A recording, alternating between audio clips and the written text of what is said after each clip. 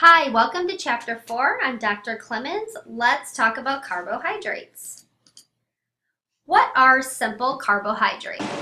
Simple carbohydrates are broken down quickly by the body to use as energy. Simple carbohydrates are found naturally in foods such as fruits, milk, and milk products. They are also found in processed and refined sugars such as candy, table sugar, syrups, and soft drinks. So within these carbohydrates, you have organic compounds.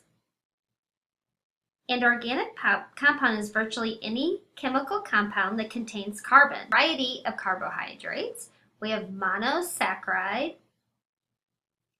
and these are also called simple sugars. They're the most basic units of carbohydrates. Most of them have a sweet taste to them. Example could be like glucose, fructose, or you could have a disaccharide. And this is also a form of sugar, but it's formed with two monosaccharides. And an example of these might be like sucrose, lactose, and maltose. Sugar is also an example of a disaccharide. The carbohydrates size and complexity are different depending on what type of carbohydrate it is. And although there are some essential functions of carbohydrates, you might be surprised to know that it is not an essential nutrient. Your body can actually get all the nutrients it needs from proteins and fats, but obviously if you eat complex carbohydrates, which we'll talk about later, which are actually really good for you, it can help you digest things better and get the necessary glucose to your muscles and your brain. So let's look at these classifications of carbohydrates. You've got your simple carbohydrates and your complex, and there are some examples of each, which I just talked about. So again, carbohydrates, simple carbohydrates come in the form of glucose. It's the most abundant in the human body. It has a function of photosynthesis, and basically that's just a process used by plants and other organisms to convert light energy into chemical energy that can later be released to fuel the body for energy. We talked about primary food sources for fructose come from fruit, if you can remember that. It's a fruit sugar, and basically fruit sugars are simple monosaccharides, and these actually can be very good for you and a good source of fructose. Now, some of the fructoses that come from plants, such as corn syrup, you may want to eat in moderation because they're not as nutrient dense for you as the fructose that comes from fruit. There's also another form of sugar, which is galactose, and that's similar to glucose, but actually this is derived from milk. It's a milk sugar, and its chemical structures has a different arrangement of atoms than the other two. So let me show you those. All right, so you can look at the three structures here. Although glucose and galactose have similar chemical structures, the shift in the hydroxyl group, the negative OH, makes the roles quite different in foods and the body. Here's photosynthesis, what we just talked about. Plants take in carbon dioxide and water. The plants get the energy from the sun that's converted to oxygen and glucose, and this is what we can use in our body to help us have energy. So here's some trends in consumption of sugar. So you can see in the 1970s, in the early 1970s, 98s, we had a much less intake of sugar. However, that looks like it's going down just a little bit as we find out that sugars are not good for us in large amounts. Now, I think also with the introduction of all the caloric sweeteners out there, like Sweet and Low and stevia and that type of thing, some are better than others, and we'll also talk about that through this course. But with the introduction of those have been on the rise.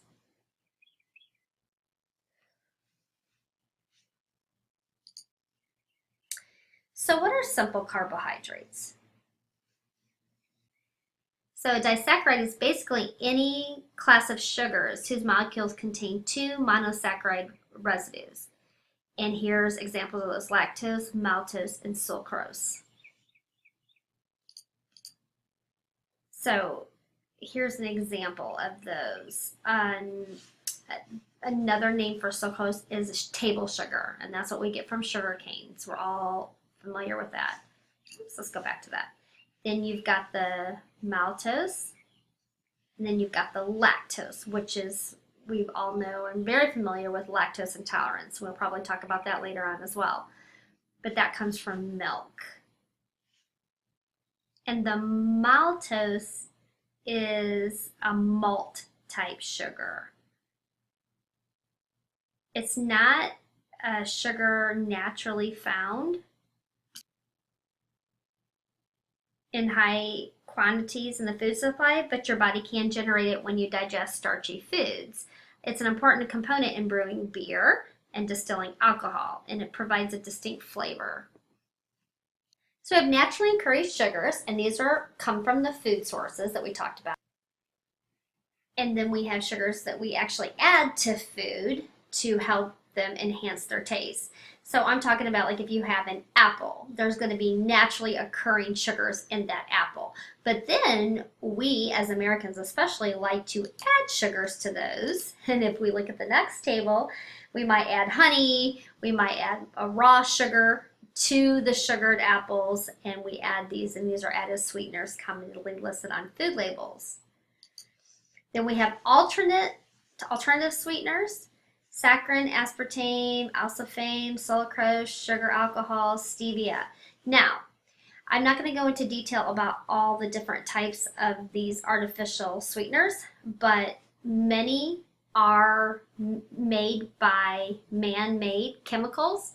And anytime you put a chemical into your body, you have to remember that those are not something that your body is used to having. Although they may cut down in your calorie level, they may not be good for you. And there's a lot of artificial sweeteners that have been taken off the market.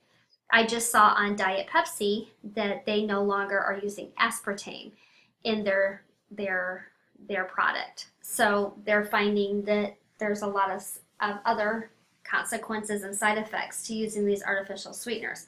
However, I do want to talk about stevia. What's wonderful about stevia is it is not man-made. It actually comes from an herb. And if you haven't tried it yet, there's actually benefits to eating stevia. It's very low in calories. It's very easy to digest, and a lot of people who cannot tolerate sugars, their body can't tolerate sugars, or they can't tolerate these other alternative sweeteners, are able to use stevia. So it's definitely worth looking into that product. I highly, highly recommend it. Above any of the other types of artificial sweeteners, if you haven't had a chance to taste that, or you want to go ahead and research a little bit more, I think it would be worth it. So what are complex carbohydrates?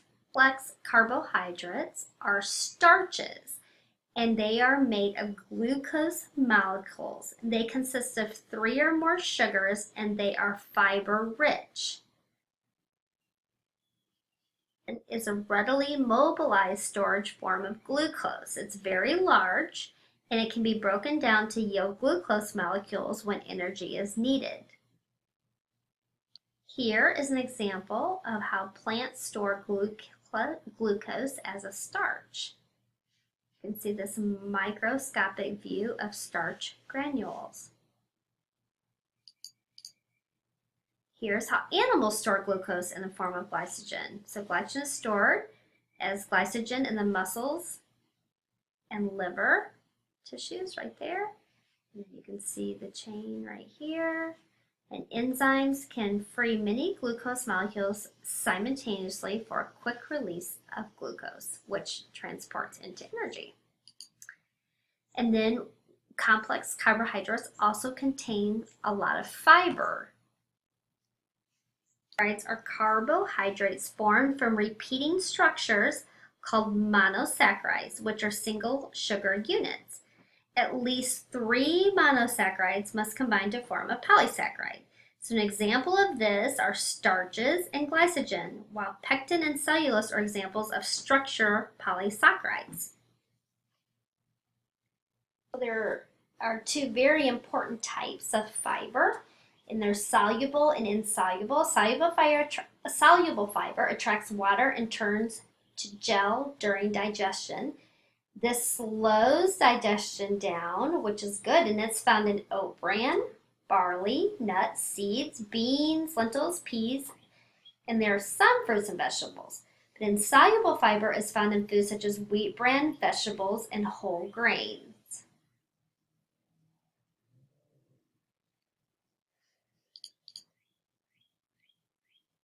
So there are different health benefits of insoluble and soluble fibers. So most foods contain both types of fiber, but the easiest way to tell them apart is soluble fibers will absorb water and kind of turn mushy, while insoluble fiber doesn't. So if you think soluble fiber like cereal, when you put milk in it, it turns a little mushy, but maybe something like celery would be more of your insoluble fiber because you put water on it and it stays crisp.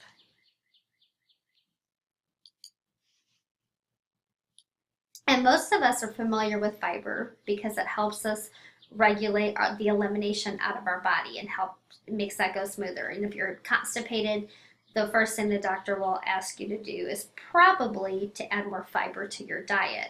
If you do not, you can develop something called diverticular disease, and that can form while straining during a bowel movement, such as constipation. It's the most common in the lower portion of the large intestines, and it can cause rectal bleeding and other types of infections. So you definitely want to make sure that you eat enough fiber.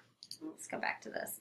Humans are unable to digest dietary fiber, and so basically because humans can't digest it, it's eliminated through our elimination processes. But this helps get rid of toxins out of the body, and so it's necessary. Of the diverticular disease. So what are complex carbohydrates? Whole grains, bran, germ, endosperm. Here's a kernel of wheat that contains all of these right there.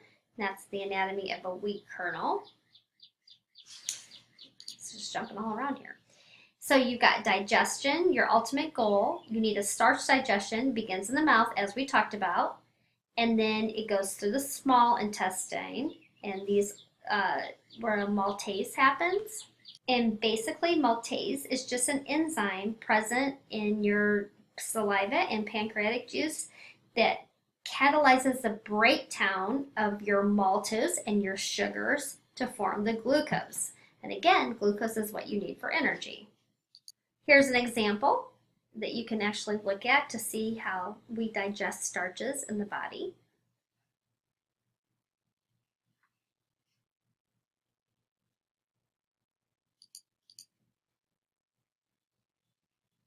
So how are carbohydrates digested, absorbed, and circulated?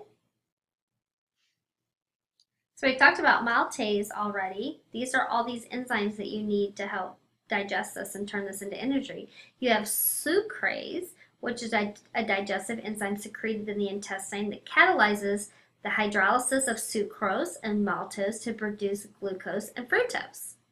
And then you have lactase. And lactase is an enzyme produced by many organisms. It is located in the brush border of the small intestine of the humans and other animals, and it's essential to the complete digestion of whole milk. So some of you are going to look at that and recognize lactase as lactate, and lactate intolerant is a very popular, I guess, disease nowadays. You hear a lot of people that are lactose intolerant and cannot digest milk. So here we go. What are some symptoms of lactose intolerance? You can't fully digest the sugar, the milk sugar. You can have diarrhea, gas, and bloating after eating or drinking any type of dairy products. And it can be, some people can tolerate a little and be okay, but some people can't tolerate anything with milk in it. It's usually harmless, but again, the symptoms can be really uncomfortable.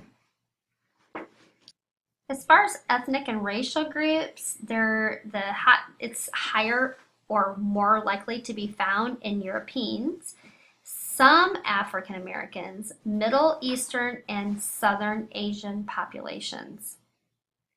And now there's a lot of low lactase products available using maybe soy milk, goat's milk, almond milk is really popular. In fact, one of my daughter's favorite drinks, because she is lactate intolerant, is the cinnamon macchiato with almond milk from Starbucks. And so many of you, especially college age girls out there, are probably going, oh yes, I love that one too. So as we talked about, the digestion of disaccharides take place on the inner surface of the small intestine.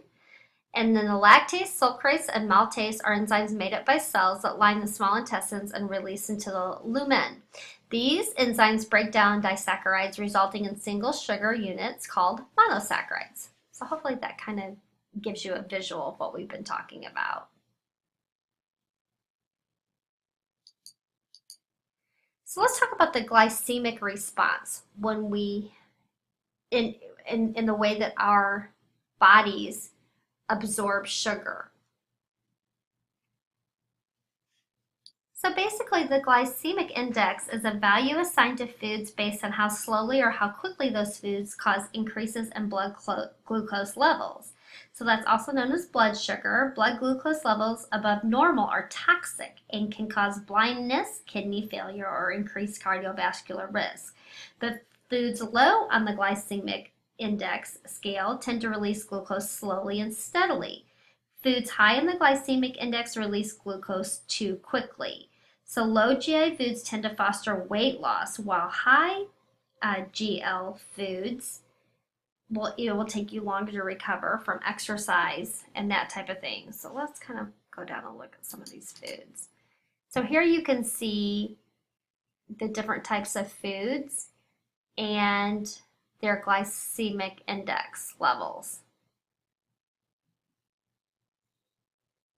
So you can see ice cream is really high on the glycemic index scale, whereas an apple is low. And so basically, if you want to have a lot of energy and sustain that for a long time, you want to eat things that are low on the glycemic index.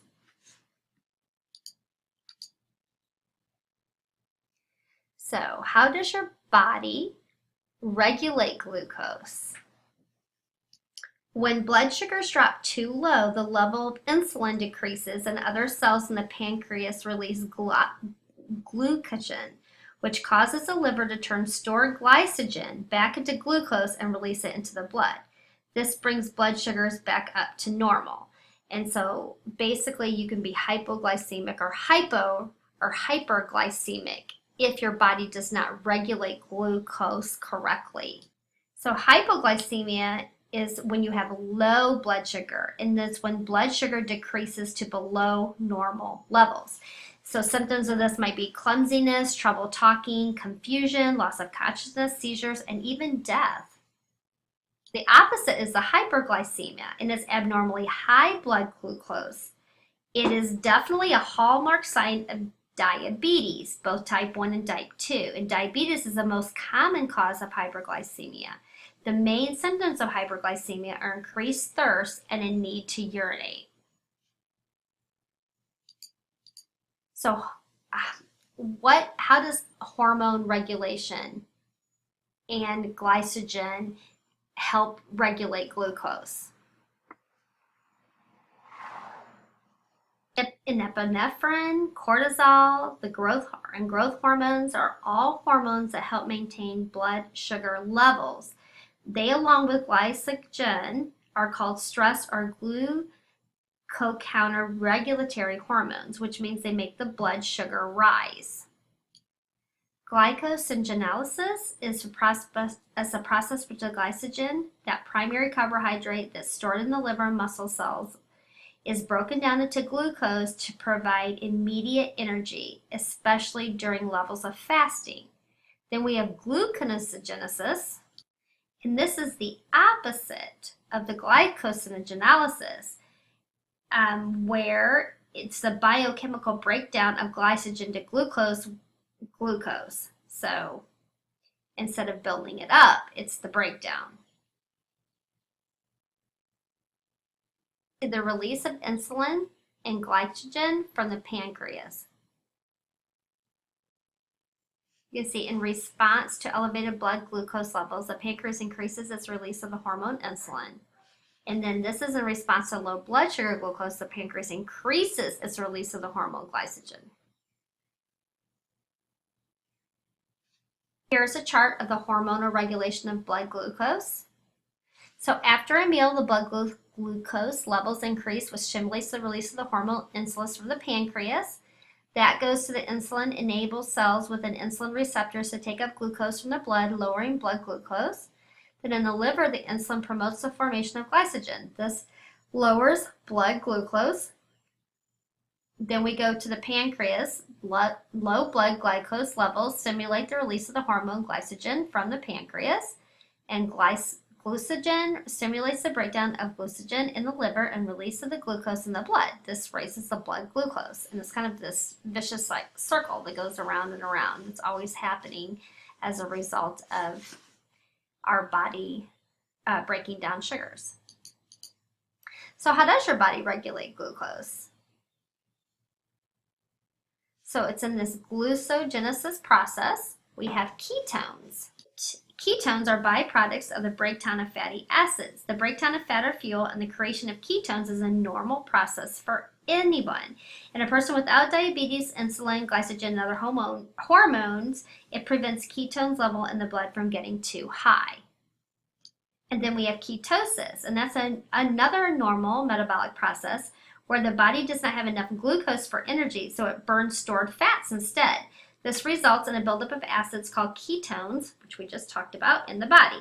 Some people encourage ketosis by following a diet called the ketogenic or low-carb diet. Some of you are probably really familiar with that as well, where you eat a lot of meats and a lot of proteins. And we talked about the epinephrine, which is a hormone, and that hormone helps stimulate a quick glucose release. The glucose is an energy source, is used by ATP. ATP is that energy that every cell needs.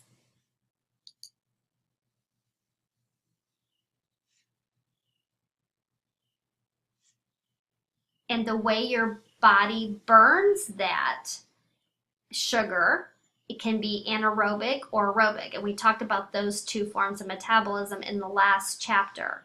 And an ATP yield during aerobic respiration is around 36 ATPs.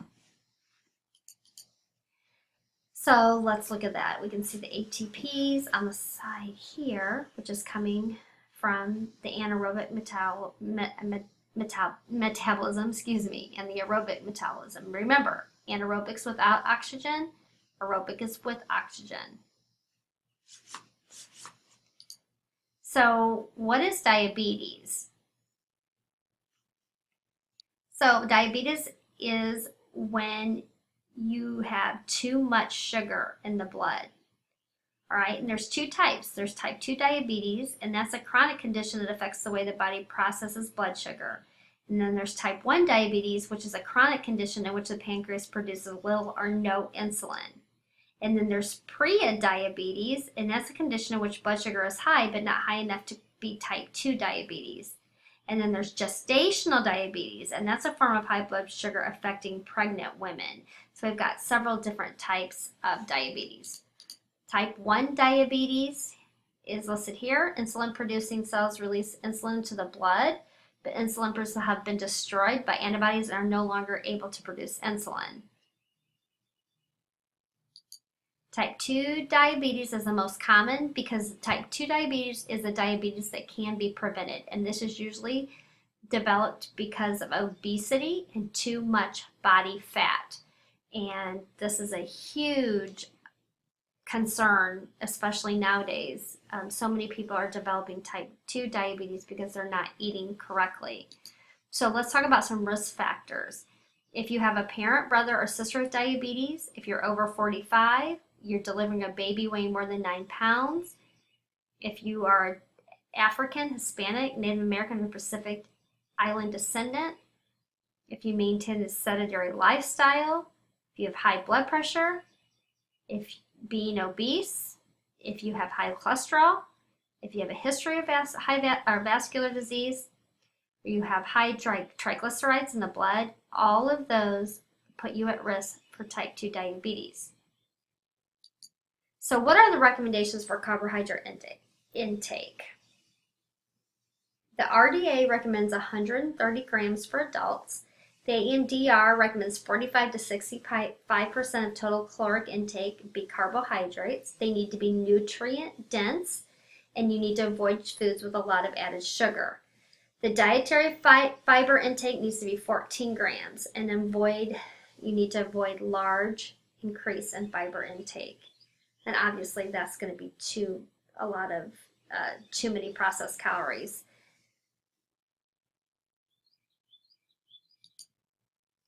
Your added foods and sugars, here you can see where the sugars are added to these items are not healthy if you're eating those in too much, and they can cause you to have type 2 diabetes. They can cause a lot of those risk factors or symptoms that we talked about in type 2 diabetes by eating all these things that we have added sugar to. So unfortunately, diabetes can lead to other health problems. So it's really, really important that we monitor what we eat and we learn how to put the important nutrients into our bodies. Learn how to eat properly, learn how to eat proper sugars. Unfortunately, if you have diabetes, you are at risk for cardiovascular disease, neuropathy, which is nerve damage, kidney damage, eye damage, foot damage, skin conditions, hearing impairment, Alzheimer's disease. There are a lot of unfortunate results of diabetes. That's why it's so important that you are in this class, and as experts in this field, after you graduate, you're going to need to know what type of carbohydrates are good fuel for your body versus the ones that are bad fuels for your body that's going to cause diseases later on down the road.